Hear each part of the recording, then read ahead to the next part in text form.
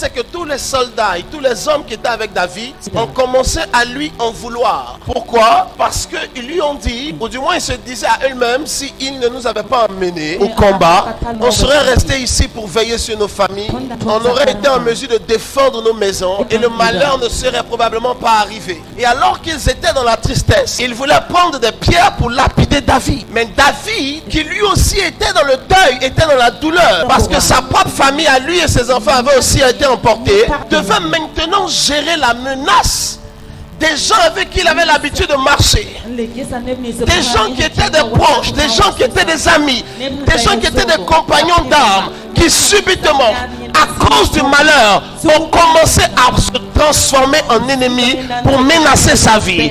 Il avait la douleur de ne plus voir ses épouses, de ne plus voir ses enfants et de voir tout ce qu'il avait bâti brûler.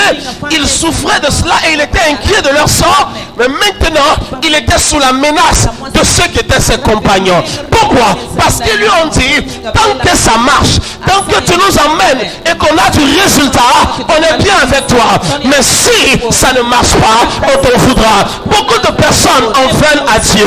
Tant que Dieu peut me bénir, tant que Dieu peut me donner mon argent, tant que Dieu peut me donner mon mariage, tant que les choses peuvent marcher pour moi, je suis d'accord avec Dieu. Mais lorsqu'il y a un petit problème, je commence à menacer Dieu. Lorsqu'il y a une situation, je commence à en vouloir à l'homme de Dieu. Je commence à en vouloir au révérend Michael T. Parce que c'est lui qui a dit que Dieu allait me bénir. C'est lui qui a dit qu'il faut qu'on serve le Seigneur. C'est lui qui a dit que Dieu a dit qu'on n'a qu'à semer. C'est lui qui a dit que Dieu a dit on doit le servir. Et les gens sont prompts à chercher à prendre la pierre pour lancer contre le Dieu qui jadis leur a fait du bien. Parce qu'aujourd'hui, ça ne marche pas pour eux. Je suis venu dire à quelqu'un, on ne lance pas la pierre à Dieu parce que ça ne marche pas aujourd'hui. Hier, tu as fait de l'argent. Si aujourd'hui, tu n'en as pas, ne maudis pas Dieu. Ne commence pas à t'asseoir avec 2-3 personnes pour dire, le gars là, il nous a dit que Dieu l'avait dit. Mais maintenant, on est en train d'avoir des problèmes. Non, David était dans le même problème que eux. La disparition de leur famille, la destruction de leur maison. Les autres murmuraient et cherchaient un bouc émissaire. Lui, son attitude était différente. La Bible dit David reprit courage en s'appuyant sur l'Éternel son Dieu. Je suis venu dire à quelqu'un qui a perdu espoir, reprends courage en t'appuyant sur l'Éternel ton Dieu. Alléluia. Oh, tu ne m'as pas entendu. Reprends courage. Écoutez, ils sont allés à David. David a donné un sens à leur vie. Tous ces hommes qui étaient allés au combat avec David et dont les familles avaient été enlevées étaient des gens qui étaient des parias, étaient des gens qui étaient des rébus de la société. Leur vie a pris du sens lorsqu'ils sont rentrés en connexion avec David. David a commencé à les former à la guerre. David a commencé à leur apprendre les choses de Dieu et afin de les guérir. Leur nom a commencé à être cité dans l'histoire uniquement à cause de David. Mais ce David par qui leur vie a été si béni, à être devenu une cible à abattre le jour où un problème est arrivé dans leur vie. Les gens sont si prompts à maudire Dieu, à maudire la paix spirituelle. Lorsque hier ça allait, mais qu'aujourd'hui ça ne va pas. On m'avait parlé il y a longtemps que le gars là, il est bizarre. Mais maintenant, pendant que tu cherches à t'en prendre à moi je cherche à m'appuyer sur l'Éternel. Alléluia. Je suis venu dire, si tu es découragé, reprends courage en l'Éternel. Alléluia. Peut-être es-tu découragé parce que tu as donné ta dîme, tu as donné ton offrande, tu as donné le sacrifice. Et cependant, tes enfants semblent au statu quo. Prends courage en t'appuyant sur l'Éternel.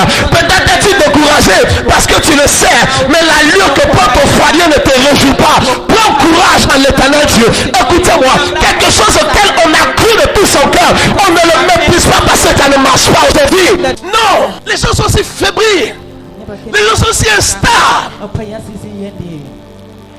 Il m'a donné hier, je le servirai.